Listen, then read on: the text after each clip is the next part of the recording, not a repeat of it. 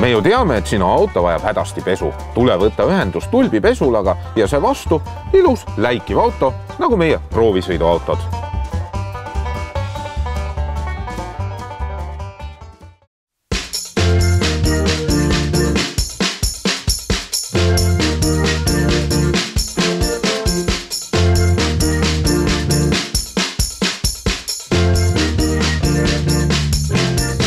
BMW ja Mercedese vahel on käinud rivaalitsemine juba aastakümneid ja seda on mõnes mõttes huvitav jälgida. Kõigepealt alustas Mercedes oma sedaankupeede valmistamist CLS-iga. Peale seda leidis BMW, et nemad peaksid ka midagi järgi tegema ja lisasid oma 6. seeriale Grand Coupe nime. Siis leidis BMW, et aga nüüd oleks vaja teha selline kupee sedaankerega maastur ehk siis X6 ja siis ka X4. Natukene aega läks mööda ja Mercedes valmistas GLE kupee ja nüüdseks jõuti järelduseni, et oleks vaja ka GLC kupeed ehk siis selline sportmaastur, mis on pisut väiksem ja X4-le konkurente. Aga kui nüüd vaadata natukene suuremat pilti, siis GLC kupee on GLC-st kallim, edevam ja sportlikum linnamaastur. GLC kupeele on võimalik saada 3 erinevat välisilme paketti, ehk siis selline standard, kus on niisugune kroomitud maasturlikum stange. Siis on võimalik saada AMG paketti ja siis lõpuks on olemas ka veel Night pakett, mis enamjaolt kõik kroomitud detailid muudab mustaks. Tänasel päeval leiab hinnakirjast ainult väikeste mootorite valiku. Ehk siis üks bensiinimootor 2-liitrine, rida 4, 155 kilovatti ja seesama on meil ka siin proovisõidumudelil. Siis 2 diiselmootorit, 2,1-liitrine rida 4, mis arendab kas 125 või 150 kilovatti. Siis edasi tuleb varsti hübriid. Täpselt seesama bensiinimootor, mis siin 2-liitrine, 155 kilovatti ja siis veel sellele juurde 80 kilovatine elektrimootor ja seda hübriidmudelit saab ainult 7-käigulise automaatkastiga.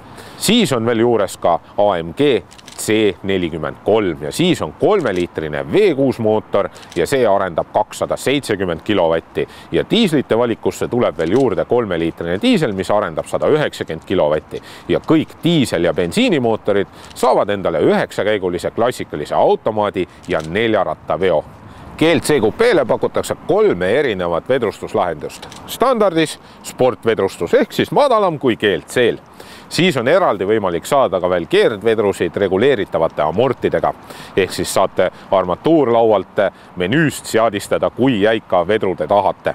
Ja siis on veel võimalik saada õhkvedrustust ja sellega on võimalik kliirentsit muuta. Ja need, kes tahavad saada sellele GLC kupeele natukene maasturlikumat ilmet, saavad endale tellida sellised astmelauad, mis maksavad umbes 500 eurot. Pagasiruumi luugi avamiseks on erinevaid lahendusi. Kõigepealt saab seda võtmelt teha, siis on võimalik vajutada siia logo peale ja siis on võimalik ka jalaga avada. Võrreldes GLC-ga on siin 50 liitrit vähem pagasiruumi, kui istmed on üleval ja kui istmed on alla klapitud, siis tervelt 200 liitrit, ehk siis numbriliselt 500 kuni 1200 liitrit ruumi.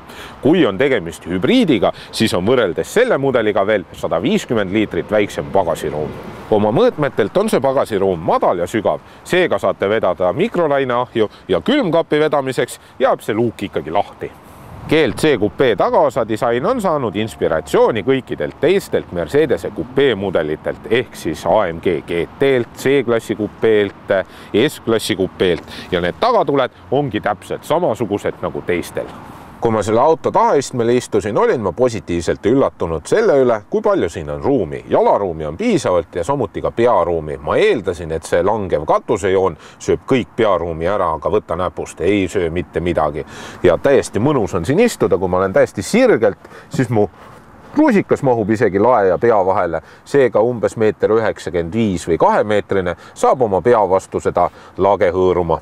Mugavuse poole pealt pakutakse lisavarustuses 3 tsooni kliimaseadet, tagaistmes soojendust, käetugi on standardis olemas koos topsihoidjatega ja üldiselt on siin väga mugav istuda. GLC kupeesse sisenemine on oluliselt mugavam kui GLE kupeesse, sellepärast et auto on madalam.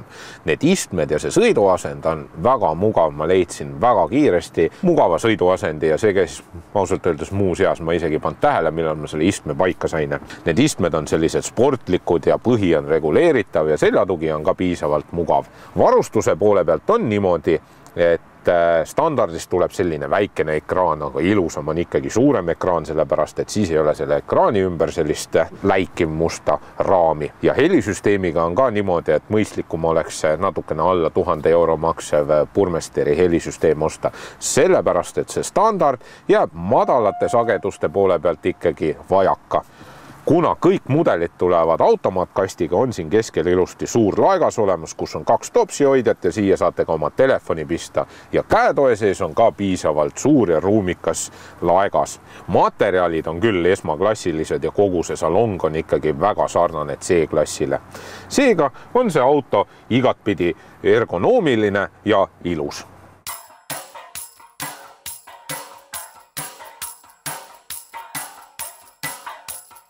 Juba GLC-ga oli kütkestav sõita ja see kupee on muutnud selle sõidu olemuse veel kütkestavamaks.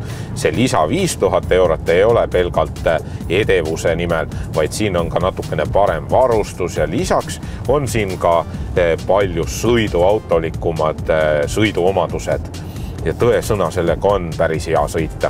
Jah, seda rasket kehakaalu on pidurdamisel tunda, selle auto kaaluks on umbes 1800 kilo ja teatud kurvides on ka natukene kere kaldumist, aga see ei mõjuta selle auto sõiduomadusi. Loomulikult te istute natukene kõrgemal kui sõiduautos, aga ka see ei ole määrav. See auto sõidab väga sportlikult, võiks öelda, et väga sarnaselt Porsche Cayenne'ile. Kui ma nüüd võrdlen seda autot X4-ga, ehk siis kõige ligilähedasema konkurendiga, siis siin salongis on oluliselt rohkem ruumi. Hinna poolest on see auto 1000 eurot kallim X4-st, seega baashind on 49 716 eurot. Selle auto kõige suuremaks miinuseks on väikesed mootorid, ehk siis bensiinimootor jääb ikkagi tavamudeli puhul just selle sama rida 4 juurde, mis arendab 155 kilovatti. See kiirendab 0-100 päris reipalt, 7,3 sekundit 0-100, mis on päris hea näitaja. Kütusekuluks lubatakse 7,3 kuni 6,9 sõltuvalt varustusest, aga mina sain ikkagi 10 liitrit 100, mis ei ole ka tegelikult väga hull. Kui te tahate sellele autole saada natukene rohkem iseloomu, siis on võimalik lisaraha eest saada selline väljalase, mis siis avab klappe Sport ja Sport Plus asendis ja siis tuleb natukene rohkem kärtsu ja mürtsu juurde. Aga kiirendusandmed jäävad ikkagi samaks, lihtsalt hääle mõttes kärtsu ja mürtsu. Oma sõiduomadustelt on see GLC ikkagi üks väga kütkestav auto ja sellega on tõesõna väga sõiduautolik sõita. Ja välimusega on jällegi selline teema, et mõnele see meeldib ja mõnele ei meeldi see auto üldse.